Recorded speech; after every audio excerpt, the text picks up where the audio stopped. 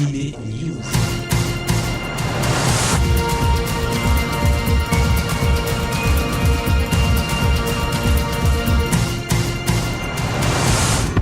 Konnichiwa, bienvenue dans Anime News sur Generic Kids, c'est Alex pour votre hebdo manga et animé en partenariat avec Manganime.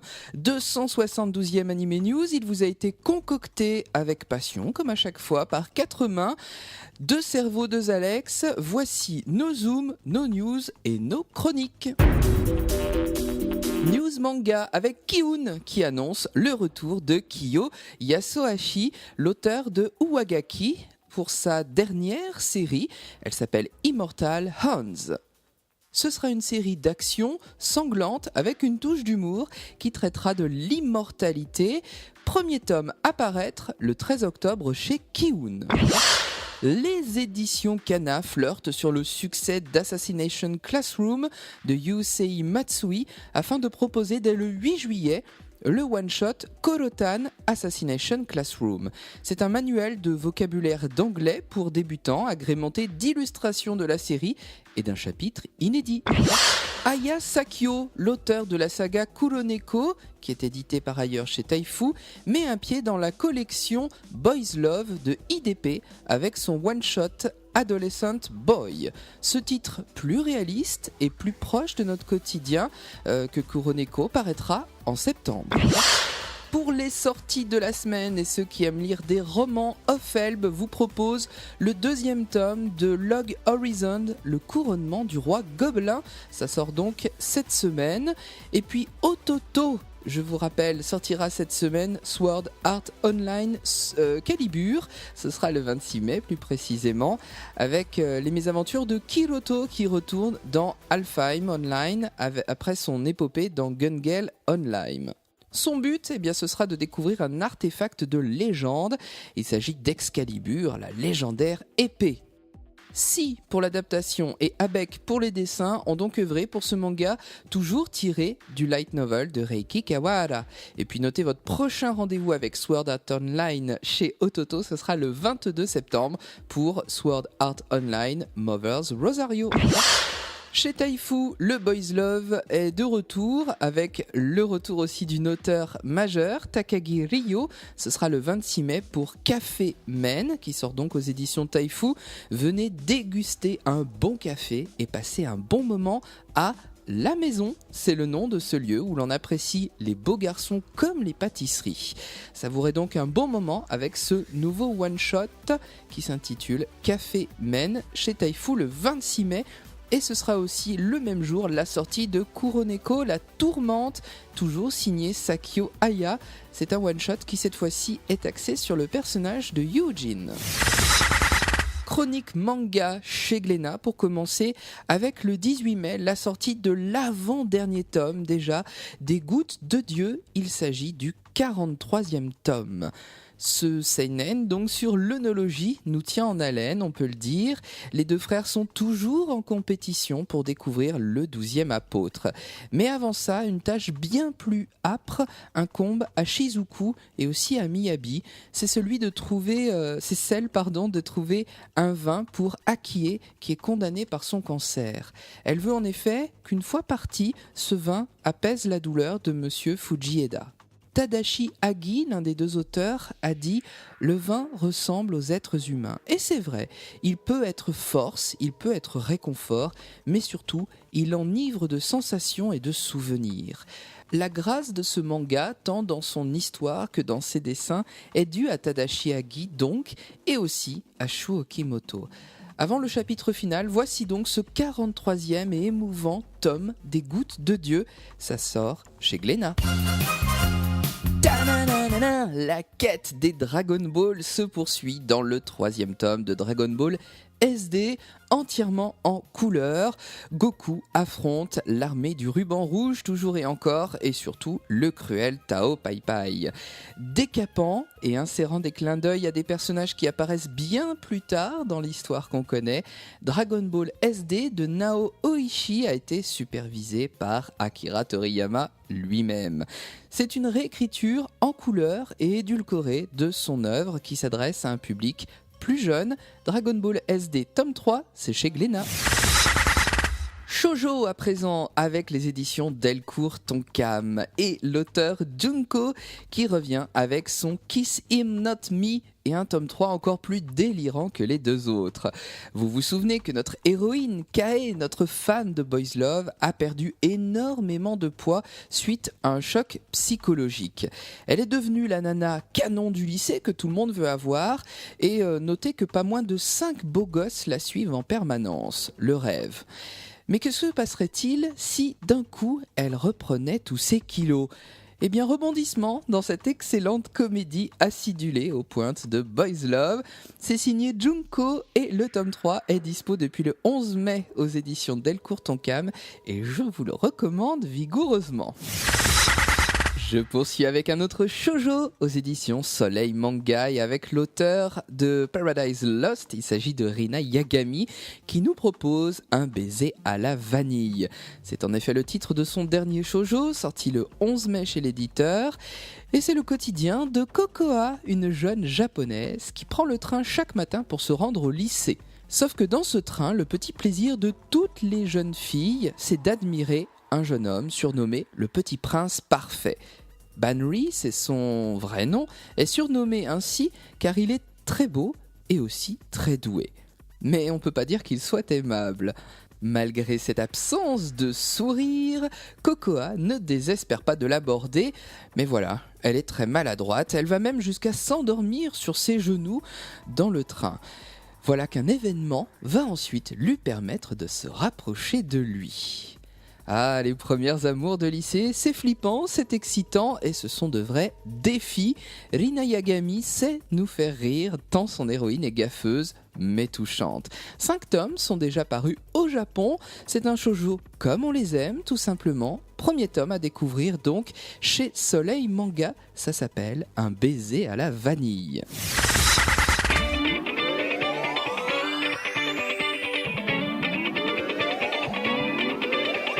Je change de style avec les éditions Kana Manga.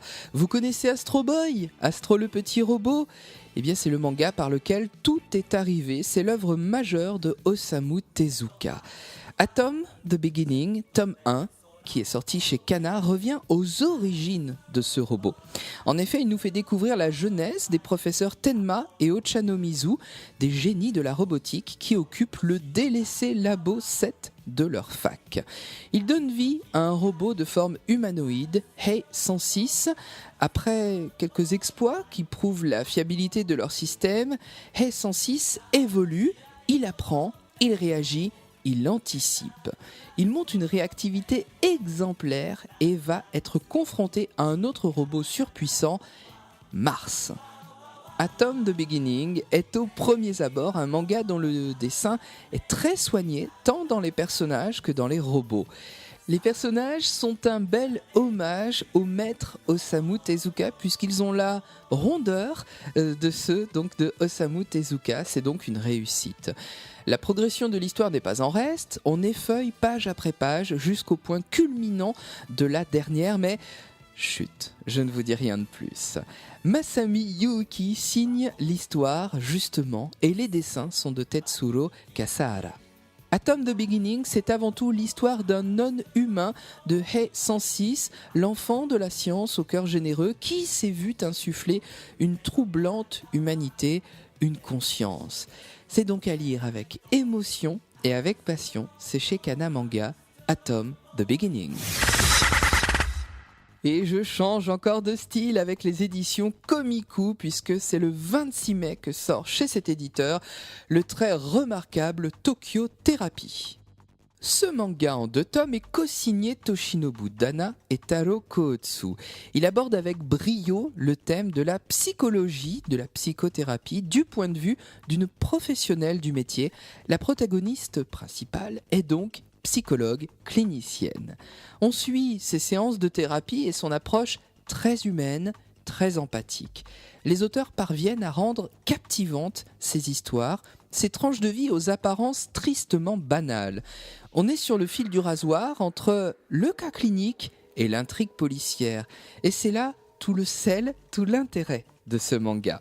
Le manga aborde même les préjugés liés à la spécialité de Miwa Shinjo, c'est son nom, les préjugés des patients, mais aussi ceux des diplômés de médecine, de ses confrères en quelque sorte. Le dessin est très classique et n'a rien de révolutionnaire, mais le scénario est vraiment subtil et bien ficelé. Tokyo Therapy oscille entre quotidien et drame, mais le titre reste constamment optimiste, comme porté par cette brillante Shinjo. C'est un titre que je vous conseille, bien sûr, vous l'aurez deviné, Tokyo Therapy tome 1, ça sort le 26 mai chez Komiku, c'est une plongée captivante dans la psyché humaine.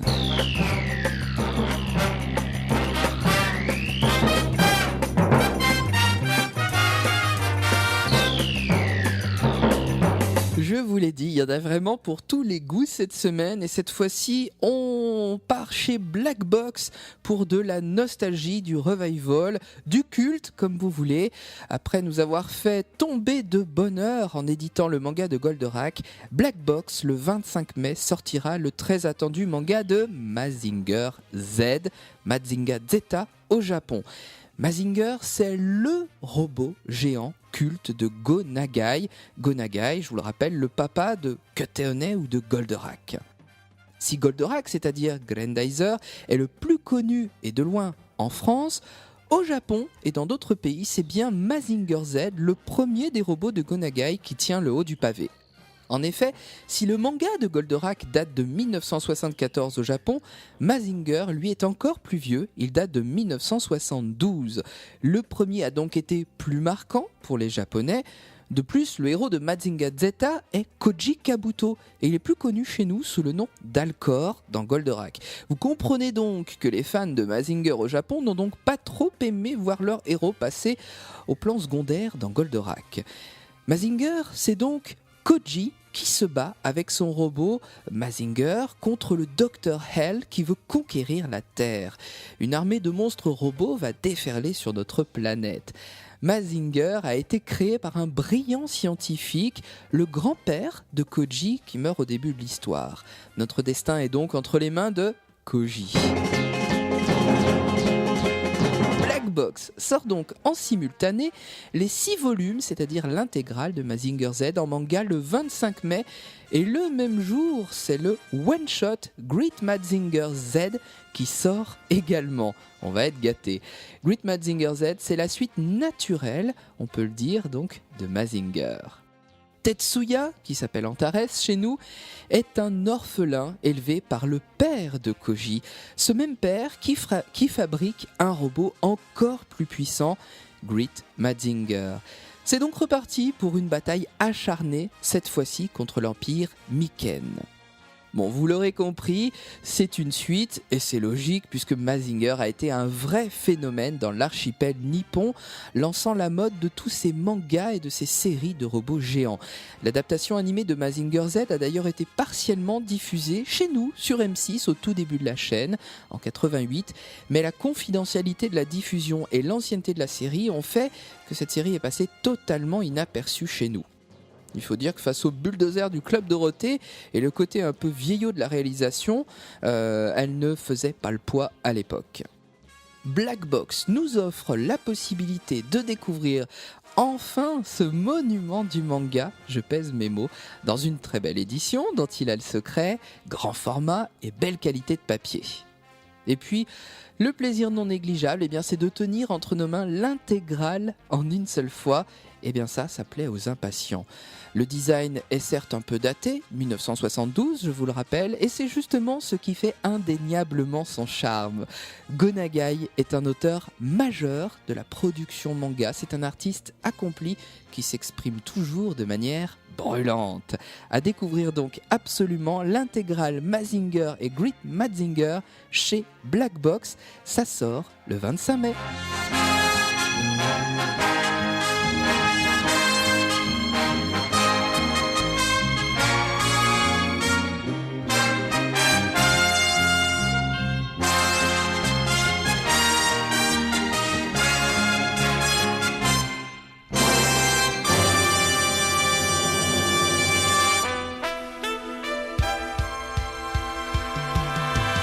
news animée à présent avec la série Sailor Moon Crystal qui est confirmée par Kazé pour une sortie en juillet en vidéo.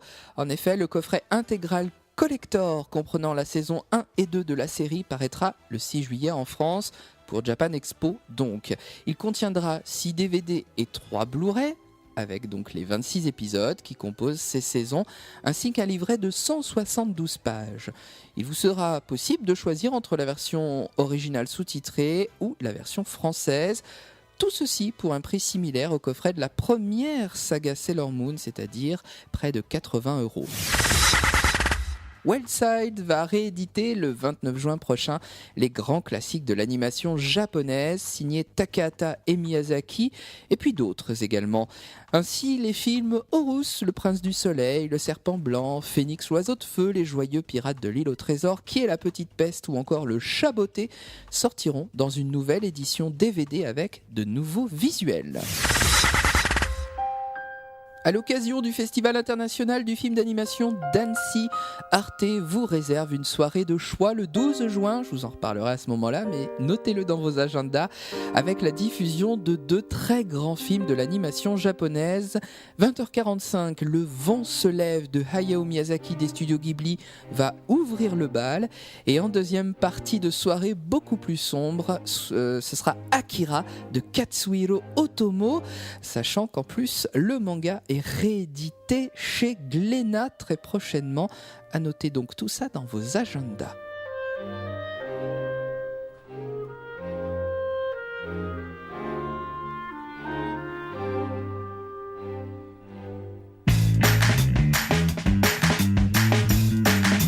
Et puis pour terminer ces news manga, une autre annonce, c'est Dibex qui annonce la sortie en haute définition de Full Metal Alchemist, la série originale, première adaptation du manga de Hiromu Arakawa. 12 ans déjà, et oui 12 ans, depuis le carton, le succès planétaire que la série originale a produite. Et voici donc que Dibex sortira donc ce coffret collector Blu-ray au tirage limité. Les précommandes sont d'ores et déjà ouvertes, elles dureront jusqu'au 15 juillet pour ce coffret qui sortira le 5 septembre. Là encore, je ne manquerai pas de vous en reparler. Je referme ce 272e Anime News. Merci une fois de plus, comme chaque semaine, pour votre fidélité. N'hésitez pas à liker nos pages Facebook, Anime News, Anime Story, et puis à suivre mon compte Twitter, puisque l'actu se vit au quotidien. Il est à votre disposition, Alex Animé Manga. Et puis likez également, bien sûr, la page de Generic Kids, votre radio préférée. Anime News, c'est, vous le savez, en partenariat avec Manganime. Allez sur leur site, puisqu'il y a énormément d'articles et de critiques en ligne sur manganime.fr. C'est Manganime aussi qui relaye notre replay vidéo. Le replay pour les retardataires, c'est donc sur Manganime, sur Generic Kids, et puis également sur mes comptes YouTube et Dailymotion. L'animation japonaise ne s'arrête pas là sur Generic Kids, puisque le second rendez-vous, c'est Anime Story. Chaque mercredi à 21h, je vous parle d'une série que vous avez aimée, et en plus c'est rediffusé jusqu'au dimanche à 17h. Il ne me reste plus qu'à vous souhaiter une agréable semaine à l'écoute de Generic Kids. Vous êtes sur Generic Kids, vous y êtes bien. Alors restez-y. Missile punch, imada dasunda, Rust Hurricane,